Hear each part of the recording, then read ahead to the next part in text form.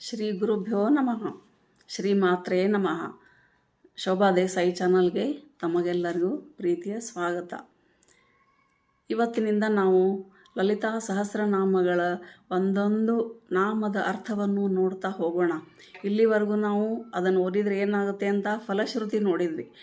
ಆಮೇಲೆ ಲಲಿತಾ ಸಹಸ್ರನಾಮಕ್ಕಿಂತ ಮುಂಚೆ ತಿಳ್ಕೊಂಡಿರಬೇಕಾದಂತಹ ಪೂರ್ವಪೀಠಿಕೆ, introduction to Lalitha ಸಹಸ್ರನಾಮ, ಅದನ್ನು ನೋಡಿದ್ವಿ. ಇವಾಗ ಒಂದೊಂದೇ ನಾಮಗಳ ಅರ್ಥವನ್ನು ನೋಡ್ತಾ ಹೋಗೋಣ. ಮೊದಲನೆಯ ಹೆಸರು ಶ್ರೀಮಾತಾ. ಶ್ರೀ ಅಂತಂದರೆ ಶುಭ, ಮಂಗಳ, ಸಂಪತ್ತು, ಸಮೃದ್ಧಿ. ಎಲ್ಲ ಸಂಪತ್ತಿನಲ್ಲೂ ಅತ್ಯಂತ ಶ್ರೇಷ್ಠವಾದದ್ದು, ಕೊನೆಯದು, ಅದಕ್ಕಿಂತ ಮುಂದೆ ಏನೂ ಇಲ್ಲ ಅಂದರೆ ಯಾವುದು ಅಂದರೆ ಮೋಕ್ಷಶ್ರೀ. ಮೋಕ್ಷ ಅಂತಂದರೆ ಎಲ್ಲ ಸಮಸ್ಯೆಗಳಿಂದ, ಸಂಕಟಗಳಿಂದ, ಬಂಧನಗಳಿಂದ ಬಿಡುಗಡೆ. ಆನಂದವೇ ಆನಂದ ತುಂಬಿರೋದೇ ಶ್ರೀ. ಲಕ್ಷ್ಮಿ, ಶುಭ, ಮಂಗಳ ಸೂಚಕವಾದ ಶಬ್ದ ಶ್ರೀ. ನಮ್ಮ ಲೌಕಿಕ ತಾಯಂದಿರಿಗೆ ಇತಿಮಿತಿಗಳಿರ್ತವೆ. ನಾವೆಷ್ಟೇ ನಮ್ಮ ಮಕ್ಕಳಿಗೆ ಒಳ್ಳೇದು ಮಾಡಬೇಕು ಅಂತ ಬಯಸಿದ್ರೂ ನಮ್ಮ ಇತಿಮಿತಿಗಳಲ್ಲೇ ನಾವು ಮಾಡಬೇಕಾಗುತ್ತೆ. ಆದರೆ ಆ ತಾಯಿ ಲಲಿತಾ ಪರಮೇಶ್ವರಿಗೆ ಯಾವ ಇತಿಮಿತಿಯೂ ಇಲ್ಲ. ಅವಳು ಒಲಿದರೆ ಇನ್ನೇನೂ ಬೇಡ, ಎಲ್ಲವೂ ತಂತಾನೇ ನಡೆದು ಹೋಗುತ್ತೆ. ಶ್ರೀ ಮಾತೆ, ಅಂತಹ ತಾಯಿ ಲಲಿತಾ ಪರಮೇಶ್ವರಿ ಮಾತೆ. ಆ ಬ್ರಹ್ಮ ಕೀಟ ಜನನಿ ಅವಳು.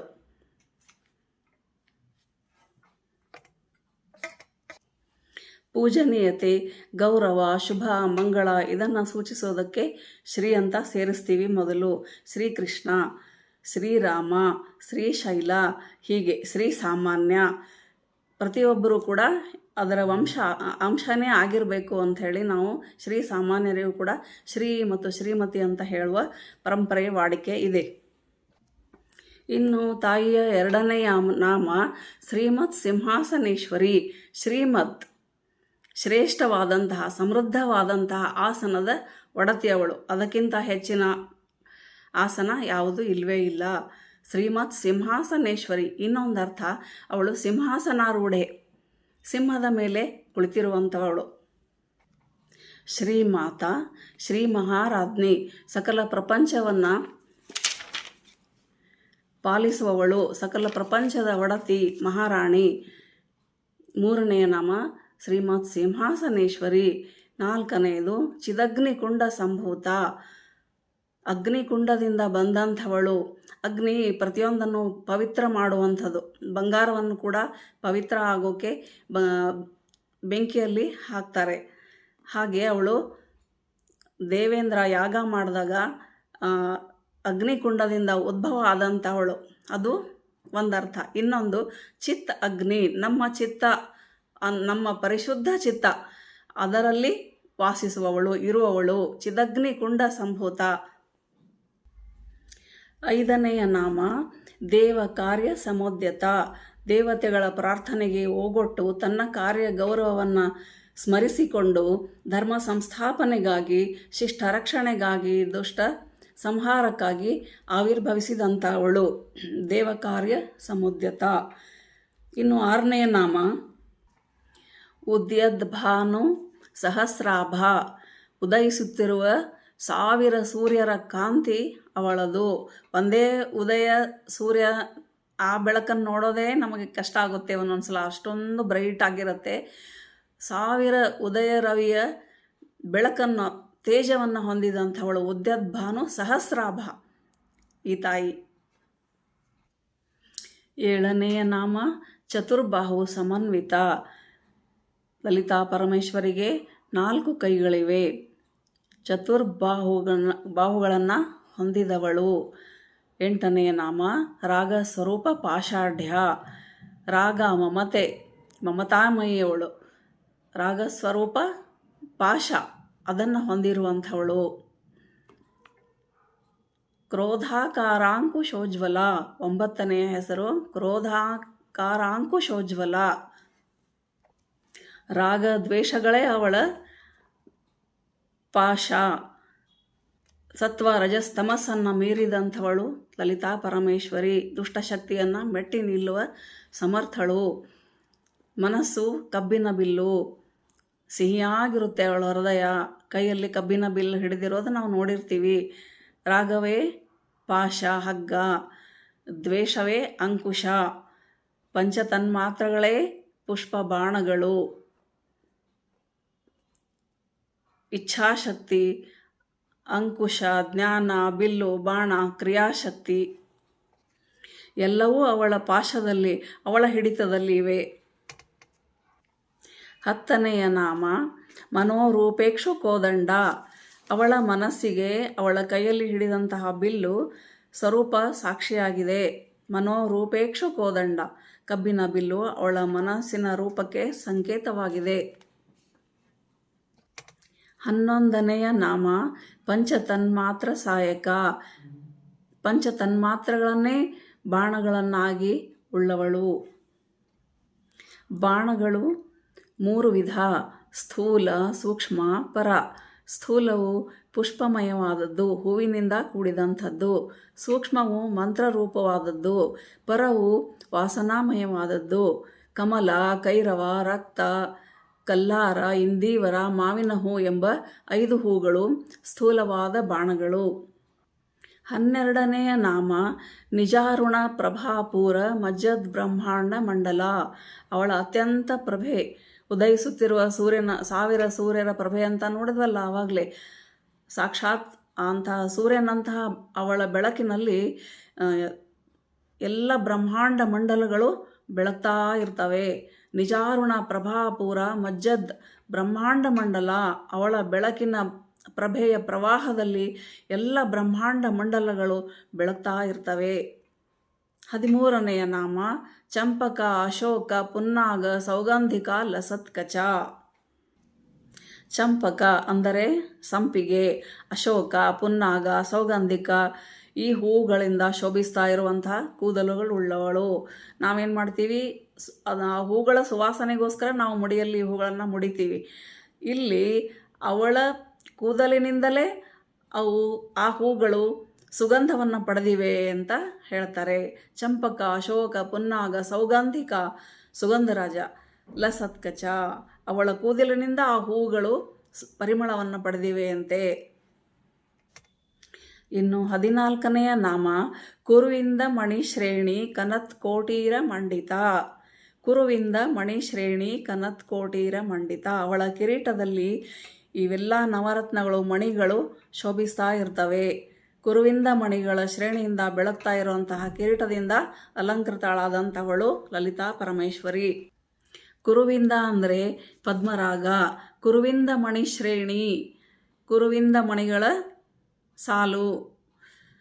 ಇದರಿಂದ ಶೋಭಿಸುವಂತಹ ಕಿರೀಟ ಹಾಕ್ಕೊಂಡಿರುವಂತಹ ದೇವಿಯನ್ನು ಧ್ಯಾನಿಸಿದರೆ ಭಕ್ತಿ ಹೆಚ್ಚುತ್ತೆ. 15ನೆಯ ನಾಮ ಅಷ್ಟಮಿ ಚಂದ್ರ ವಿಭ್ರಾಜ ದಲಿಕ ಸ್ಥಳ ಶೋಭಿತ. ಅಷ್ಟಮಿ ಚಂದ್ರನಂತೆ ವಿರಾಜಿಸ್ತಾ ಇರುವ ಲಲಾಟ ಅಂದರೆ ಹಣೆಯಿಂದ ಶೋಭಿಸ್ತಿರುವವಳು. ಅಷ್ಟಮಿ ಚಂದ್ರ ಸ್ಥಿರ ಚಂದ್ರ ಅಂತ ಮೊದಲನೇ ವಿಡಿಯೋಗಳಲ್ಲೆಲ್ಲ ಹೇಳಿದ್ದೀನಿ, ತಮಗೆಲ್ಲ ಗೊತ್ತಿದೆ. ಆ ಪ್ರಭೆ, ನಿತ್ಯ ಪ್ರಭೆ, ಸ್ಥಿರ ಪ್ರಭೆಯಿಂದ ಅವಳ ಲಲಾಟ ಹಣೆ ಶೋಭಿಸ್ತಾ ಇರ್ತದೆ. ಅಷ್ಟಮಿ ಚಂದ್ರ ವಿಭ್ರಾಜ ದಲಿಕ ಸ್ಥಳ ಶೋಭಿತ. ಅಷ್ಟಮಿ ಚಂದ್ರನ ಹಾಗೆ ಹೊಳೆಯುತ್ತಿರುವಂತಹ ಹಣೆಯುಳ್ಳವಳು. ಮುಖಚಂದ್ರ ಕಲಂಕಾಭ ಮೃಗನಾಭಿ ವಿಶೇಷಕ. 16ನೆಯ ನಾಮ ಮುಖಚಂದ್ರ ಕಲಂಕಾಭ ಮೃಗನಾಭಿ ವಿಶೇಷಕ. ಮೃಗನಾಭಿ ವಿಶೇಷಕ ಅಂದರೆ ಕಸ್ತೂರಿ. ಅದು ಮೃಗ, ಜಿಂಕೆಯ ನಾಭಿಯಲ್ಲಿ ಉತ್ಪತ್ತಿಯಾಗುವಂಥದ್ದು. ಅದಕ್ಕೆ ಗೊತ್ತೇ ಇರೋದಿಲ್ಲ ತನ್ನ ನಾಭಿಯಲ್ಲೇ ಆ ಸುವಾಸನೆ ಇದೆ ಅಂತ. ಅದು ಎಲ್ಲೆಲ್ಲೋ ಹುಡುಕುತ್ತೆ, ಎಲ್ಲಿಂದ ಸುವಾಸನೆ ಬರ್ತಾ ಇದೆ ಅಂತ. ಮೃಗ ನಾಭಿಯಲ್ಲಿ, ಆ ಜಿಂಕೆಯ ಹೊಕ್ಕಳದಲ್ಲಿ ಕಸ್ತೂರಿ ಉತ್ಪತ್ತಿ ಆಗುತ್ತೆ. ಅದನ್ನು ಅವಳು ಧರಿಸ್ತಾಳೆ. ಮೃಗನಾಭಿ ವಿಶೇಷಕ. ಮುಖಚಂದ್ರ ಕಲಂಕಾಭ ಮೃಗನಾಭಿ ವಿಶೇಷಕ. 17ನೆಯ ನಾಮ ವದನ ಸ್ಮರ ಮಾಂಗಲ್ಯ ಗ್ರಹ ತೋರಣ ಚಿಲ್ಲಿಕ. ಅವಳ ಮಂಗಳವಾದ ಮುಖಕ್ಕೆ ಹುಬ್ಬುಗಳು ತೋರಣವಾಗಿವೆ.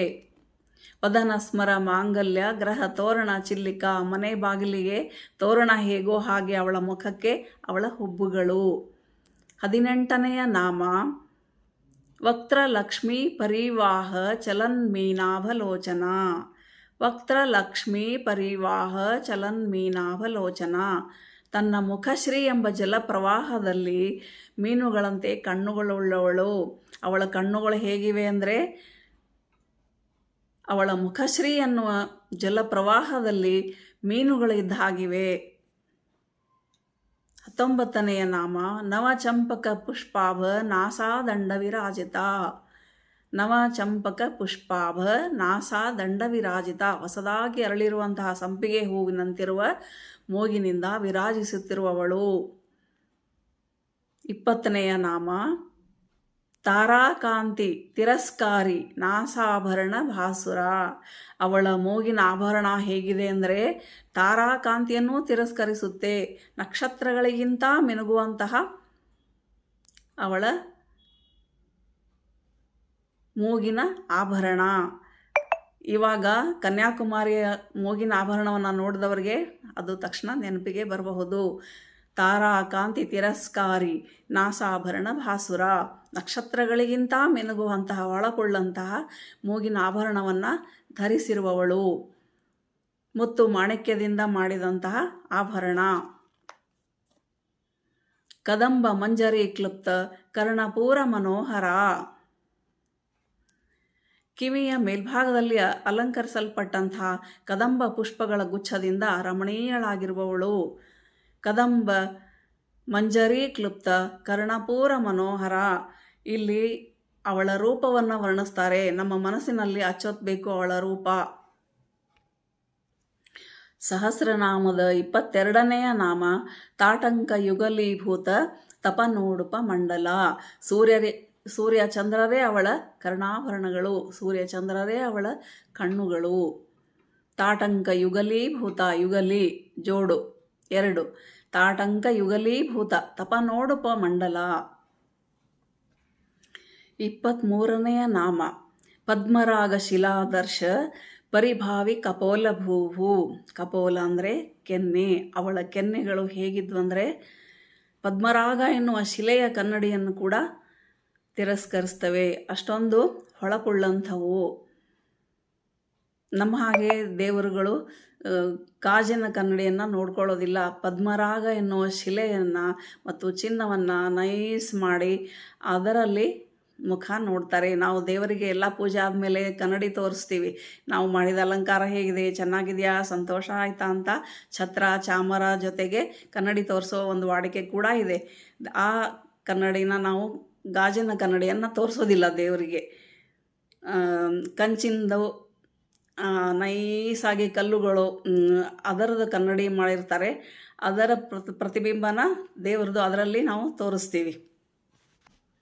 ಇನ್ನು ಅವಳ ತುಟಿಗಳು ಹೇಗಿವೆ ಅಂದರೆ 24ನೆಯ ನಾಮ ನವವಿದ್ರುಮ ಬಿಂಬಶ್ರೀ ನೆಕ್ಕಾರಿ ರದನಚ್ಛದ. ನವವಿದ್ರುಮ ಬಿಂಬಶ್ರೀ ನೆಕ್ಕಾರಿ ರದನಚ್ಛದ. ಹೊಸದಾದ ಹವಳ ಮತ್ತು ಪಕ್ವವಾದಂಥ ಬಿಂಬಫಲ. ಇದಕ್ಕಿಂತ ಕಾಂತಿಯುಳ್ಳದ್ದು ಅವಳ ತುಟಿಗಳು. 25ನೆಯ ನಾಮ ಶುದ್ಧ ವಿದ್ಯಾಂಕುರಾಕಾರ ದ್ವಿಜಪಂಕ್ತಿ ದ್ವಯೋಜ್ವಲ. 2 ಹಲ್ಲುಗಳು ಹೇಗಿತ್ತು ಅಂದರೆ ಶುದ್ಧ ವಿದ್ಯಾಂಕುರ ಆಕಾರ ದ್ವಿಜಪಂಕ್ತಿ ದ್ವಯೋಜ್ವಲ. ಶುದ್ಧ ವಿದ್ಯೆಯ ಅಂಕುರದಂತೆ ಆಕಾರವುಳ್ಳ ದಂತ ಪಂಕ್ತಿಗಳಿಂದ ಉಜ್ವಲಳಾಗಿರುವವಳು. ಇದು ಸಾಂಕೇತಿಕವಾಗಿದೆ. ಒಂದು ಕಡೆಯಿಂದ ಅವಳ ರೂಪವನ್ನು ನಮ್ಮ ಮನಸ್ಸಿನಲ್ಲಿ ಅಚ್ಚೊತ್ತುತ್ತಾರೆ. ಇನ್ನೊಂದು ದೃಷ್ಟಿಯಿಂದ ಸಂಕೇತ ಏನು ಅಂದರೆ ಶ್ರೀವಿದ್ಯೆನೇ ಶುದ್ಧ ವಿದ್ಯೆ. ಶುದ್ಧ ವಿದ್ಯೆ ಅಂದರೆ ಷೋಡಶಿ ವಿದ್ಯೆ, ಶ್ರೀವಿದ್ಯೆ. ಷೋಡಶಿ ಮಂತ್ರದ ಅಂಕುರಗಳಂತೆ ದೇವಿಯ ದಂತ ಪಂಕ್ತಿಗಳಿವೆ ಅಂತ ಅರ್ಥ. 32 ಹಲ್ಲು. ಷೋಡಶಿಯ 16, 16 ಎರಡಲೆ 32. ಒಂದೊಂದು ನಾಮದಲ್ಲಿ ಕೆಲವೊಂದು ಬೀಜಾಕ್ಷರಗಳು ಹುದುಗಿಕೊಂಡಿವೆ. ಇದರಲ್ಲಿ ಆ ಬೀಜ ಜಪ ಮಾಡುವಾಗ ಆ ಒಂದು ಅಕ್ಷರ ನಮಗೆ ನಾವು ಉಚ್ಚಾರ ಮಾಡಬೇಕಾದ್ರೆ, ಜಪ ಮಾಡಬೇಕಾದ್ರೆ ಪೂರ್ತಿ ಅವಳ ಸ್ವರೂಪ ನಮಗೆ ಕಣ್ಣಿಗೆ ಕಟ್ಟಬೇಕು. ಒಂದು ಬೀಜ ಇದ್ದರೆ ಅದೊಂದು ಬೀಜದಿಂದ ದೊಡ್ಡ ವೃಕ್ಷ, ಹೂವು, ಹಣ್ಣು ಮತ್ತು ಬೀಜ ಆಗ್ತವೆ. ಆ ವೃಕ್ಷನ ನೋಡಿದಾಗ ನಮಗೆ ಆ ಬೀಜ ನೆನಪಾಗುತ್ತೆ. ಆ ಬೀಜ ನೆನಪಾದಾಗ ಆ ವೃಕ್ಷ ಗೋಚರಿಸುತ್ತೆ. ಈ ಷೋಡಶಿ ವಿದ್ಯೆಯು ಶ್ರೀಮಾತೆಯ ಮೂಲಾಧಾರದಿಂದ ಹೊರಟು ಪರಾ ಪಶ್ಯಂತಿ ಇವೇ ಮೊದಲಾದ ಕ್ರಮದಿಂದ ವೈಖರಿ ರೂಪದಲ್ಲಿ ಬಾಯಿಂದ ಬರುತ್ತವೆ. ಅನಂತರ ಈ ವಿದ್ಯೆ ಗುರುಮುಖೇನ ವಿಸ್ತೃತ ಆಯಿತು. ಶಬ್ದ ಬ್ರಹ್ಮವೇ ಪರಾರೂಪ. ಈ ಅವಸ್ಥೆಯಲ್ಲಿ ಸ್ಥಿತಿಶಕ್ತಿಯನ್ನು ಹೊಂದಿರುವ ಬೀಜದಂತೆ ಶಬ್ದ ಬ್ರಹ್ಮವು ಇರುವುದು. ಮೊಳೆಯುತ್ತಿರುವ ಅವಸ್ಥೆಯೇ ಪಶ್ಯಂತಿ, ಚಿಗುರಿದ ಅವಸ್ಥೆಯೇ ಮಧ್ಯಮ. ಈ ದಿಸೆಯಲ್ಲಿ ಚಿಗುರಿದ ಎರಡು ದಳಗಳು ಒಂದಾಗಿಯೇ ಇರುತ್ತವೆ. ಈ ಎರಡು ದಳಗಳು ಬೇರೆ ಬೇರೆಯಾಗಿ ತಮ್ಮ ಮೂಲದಿಂದ ಸೇರಿರುವ ಅವಸ್ಥೆಗೆ ವೈಖರಿ ಎಂದು ಹೆಸರು. ಇದೇ ಅಂಕುರ ಅನಿಸುತ್ತೆ. ಈ ಅವಸ್ಥೆಯಲ್ಲಿ ಅಂಕುರವು ದಂತಗಳಿಗೆ ಹೋಲಿಸಲ್ಪಟ್ಟಿದೆ. ದಂತಗಳು 32 ಇರುವಂತೆ ಷೋಡಶಾಕ್ಷರಿ ಮಂತ್ರದ ಪ್ರತಿಯೊಂದು ಅಂಕುರವು ಎರಡೆರಡು ದಳಗಳನ್ನು ಹೊಂದಿರೋದ್ರಿಂದ ಇದು ಕೂಡ ಅದೇ ಸಂಖ್ಯೆಯುಳ್ಳದ್ದಾಗಿದೆ. ಆದ್ದರಿಂದ ಆ ಅಂಕುರಗಳೇ ಮೂರ್ತಿಮತ್ತಾದ ದಂತಗಳು ಅಂತ ಹೆಸರು. ನೋಡಿ, ದಂತ ಅಂದರೆ ಕೇವಲ ದಂತ ಅಲ್ಲ. ದ್ವಿಜ ಅನ್ನೋ ಶಬ್ದಕ್ಕೆ ಇನ್ನೊಂದು ಹೆಸರಿದೆ. ಎರಡನೇ ಸಲ ಹುಟ್ಟಿದವರು ಅಂತ, 2 ಸಲ ಹುಟ್ಟಿದವರು. ವಿದ್ಯೆ ಏನು ಮಾಡುತ್ತೆ, ಬ್ರಾಹ್ಮಣನನ್ನು ಬಂದು ಸೇರುತ್ತೆ. ಬ್ರಾಹ್ಮಣ ಅಂದರೆ ಜಾತಿಯಿಂದ ಬ್ರಾಹ್ಮಣರಾದವರು ಅಂತ ತಿಳಿಬೇಡಿ, ಧರ್ಮದಿಂದ ಗುಣದಿಂದ ಬ್ರಾಹ್ಮಣ್ಯವನ್ನು ಸ್ವೀಕರಿಸಿದವರು. ವೇದಗಳನ್ನು ಆದಿಯಾಗಿ ಹೊಂದಿರುವ ವಿದ್ಯೆಗಳು ಬ್ರಾಹ್ಮಣನನ್ನೇ ಆಶ್ರಯಿಸಿ ಇರುತ್ತವೆ. ಅವನಿಂದ ಉಪದೇಶಿಸಲ್ಪಟ್ಟ ವಿದ್ಯೆ ನಾನಾ ಕಡೆಗೆ ಪ್ರಸಾರವಾಯಿತು. ಆದ್ದರಿಂದ ಬ್ರಾಹ್ಮಣರು ವಿದ್ಯೆಯ ಅಂಕುರರು. ಇದಲ್ಲದೆ ಬ್ರಾಹ್ಮಣರು ದೇವಿ ಮುಖದಿಂದ ನಿರ್ಗತರಾದುದರಿಂದ ಅವರೇ ದೇವಿಯ ಮೂರ್ತಿಮತ್ತಾದ ದಂತಗಳು. ಮುಖದಿಂದ ಬ್ರಾಹ್ಮಣರು, ಬಾಹುಗಳಿಂದ ಕ್ಷತ್ರಿಯರು. ಹೀಗೆ ಚತುರ್ವರ್ಣಗಳ ಸೃಷ್ಟಿ ಆಗ್ತಾ ಹೋಗುತ್ತೆ. ಶುದ್ಧ ವಿದ್ಯಾ, ಬಾಲ, ದ್ವಾದಶಾರ್ಥ, ಮತಂಗಿನಿ ಇವೇ ಮೊದಲಾದ ಕ್ರಮದಿಂದ ಅನುತ್ತರದವರೆಗೆ ತಂತ್ರಶಾಸ್ತ್ರದಲ್ಲಿ 32 ದೀಕ್ಷೆಗಳಿವೆ. ಇವು 2 ದ್ವಿಜ ಪಂಕ್ತಿಗಳೆನಿಸ್ತವೆ. ಏಕೆಂದರೆ ದೀಕ್ಷೆ ಕೂಡ ಒಂದು ವಿಧವಾದ ಜನ್ಮ. ಉಪನಯನ ಹೇಗೆ ಒಂದು ಹೊಸ ಜನ್ಮ ಅನಿಸುತ್ತದೆಯೋ, ಮಂತ್ರ ದೀಕ್ಷೆ ಕೂಡ ಒಂದು ಹೊಸ ಜನ್ಮ ಇದ್ದ ಹಾಗೆ. 3 ಅಕ್ಷರಗಳುಳ್ಳ ಮಂತ್ರಕ್ಕೆ ಶುದ್ಧ ವಿದ್ಯೆ ಅಂತ ಹೆಸರು. ಶ್ರೀ ವಿದ್ಯೆ ಅಂತ ಬೇರೆ ಹೇಳಬೇಕಾಗಿಲ್ಲ. ಇದು ಹಿಂದೆ ಹೇಳಿದ 32 ದೀಕ್ಷೆಗಳನ್ನು ಅನುಷ್ಠಾನ ಮಾಡುವುದಕ್ಕೆ ಅಂಕುರ ಅಥವಾ ಆರಂಭ ಆಗಿದೆ. ನೋಡಿ, 32 ದೀಕ್ಷೆಗಳು. ಈ 32 ವಿದ್ಯೆಗಳಿಂದ ಶುದ್ಧರಾದ ಮಹಾತ್ಮರು ದೇವಿಯನ್ನು ಹೊಂದುತ್ತಾರೆ. ಮುಂದಿನ ನಾಮಗಳ ಅರ್ಥಕ್ಕಾಗಿ ಮುಂದಿನ ವಿಡಿಯೋ ನೋಡಿ. ಮುಂದಿನ ವಿಡಿಯೋ ನೋಡೋಕ್ಕಾಗಿ ನನ್ನ ಚಾನಲ್ ಸಬ್ಸ್ಕ್ರೈಬ್ ಮಾಡಿ. ಲೋಕ ಸಮಸ್ತ ಸುಖಿನೋ ಭವಂತು. ಶ್ರೀ ಮಾತಾ ಪ್ರೀತೋ ಭವತು.